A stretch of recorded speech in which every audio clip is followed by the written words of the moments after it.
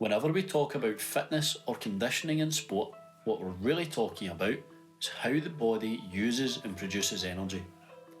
Every movement you make, sprinting, jumping, punching, tackling, all of it costs energy.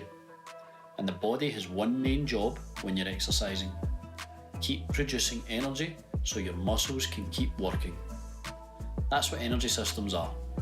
They're the ways the body replenishes ATP, which is the body's energy currency, so muscle contraction can continue. Energy systems don't create energy from nothing. What they do is resynthesize ATP over and over again at different speeds and in different ways depending on what the activity demands. All three systems are always working. The only thing that changes is which one is doing most of the work at that particular moment. ATP stands for adenosine triphosphate. It's the molecule that directly powers muscle contraction. The key thing to understand is this: all movement uses ATP. There are no exceptions. The problem is, the body only stores a tiny amount of ATP, enough for about 1 or 2 seconds of hard effort. So if you're going to keep moving, ATP has to be constantly resynthesized. Energy is released when ATP is broken down. One phosphate is removed and energy is released in the process.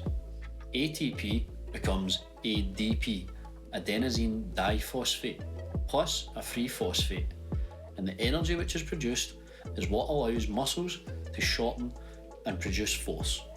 But once ATP is broken down, it's useless until it's rebuilt, and that's where the energy systems come in.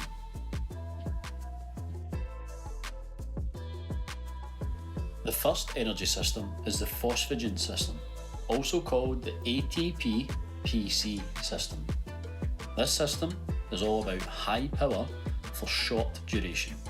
It doesn't require oxygen and it works extremely fast. When ATP is broken down, the ATP-PC system uses a stored molecule called phosphocreatine, or PCR for short. Phosphocreatine donates a phosphate to ADP, instantly rebuilding it to become ATP. This happens very quickly, which is why this system supports explosive actions. The downside is that phosphocreatine stores are limited. Once they're gone, this system can't keep going. This system dominates during things like short sprints, jumps, powerful throws, and explosive bursts in sport. In games and combat sports, it supports things like quick accelerations, powerful strikes, or a sudden change of direction.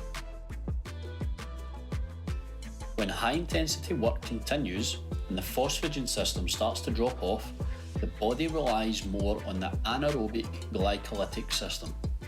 This system also doesn't require oxygen, but it lasts longer, typically from around 10 seconds up to about 2 minutes, depending on the intensity. Here, ATP is produced by breaking down glucose or muscle glycogen. Glucose is converted into pyruvate and ATP is produced along the way. If intensity stays high, pyruvate is converted into lactate so that energy production can continue. Now, let's talk lactate for a second. Lactate often gets blamed for fatigue, but lactate itself is not the enemy. Lactate actually allows glycolysis to keep producing ATP at high intensity. Fatigue is more closely linked to the build-up of hydrogen ions and the reduction in pH level in the muscle, not lactate itself.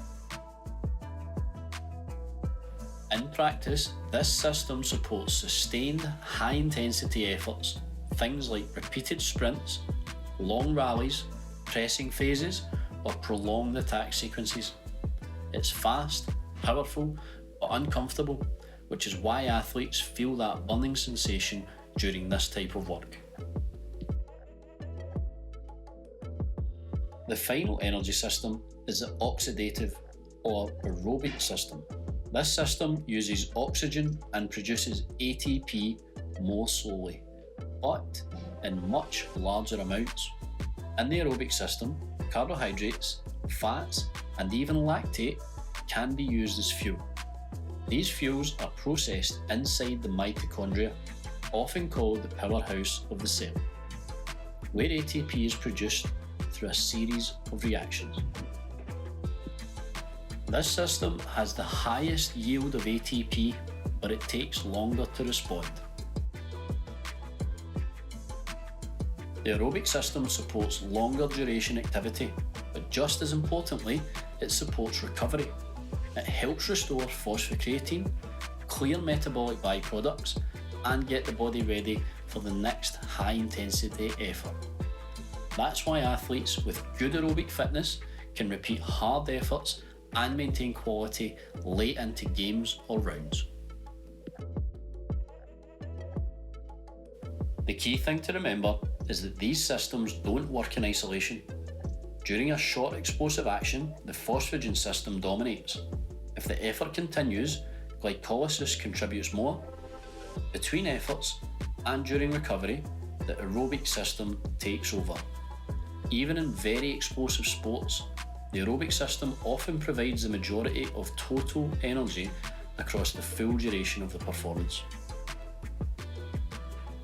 So energy systems aren't about labelling sports as aerobic or anaerobic. They're about understanding how the body meets energy demands moment to moment. Smarter training comes from matching conditioning to these demands, developing power, sustaining intensity, and improving recovery, rather than just trying to make athletes tired. So if you found this useful, go ahead and give this video a like. If you would like to learn more about sports science and strength and conditioning concepts, as well as find practical tips for coaches, athletes and PE teachers, then make sure you subscribe. And if there's something in particular you'd like to see or find out more about, then stick it down in the comments and I'll be sure to follow up. See you next time.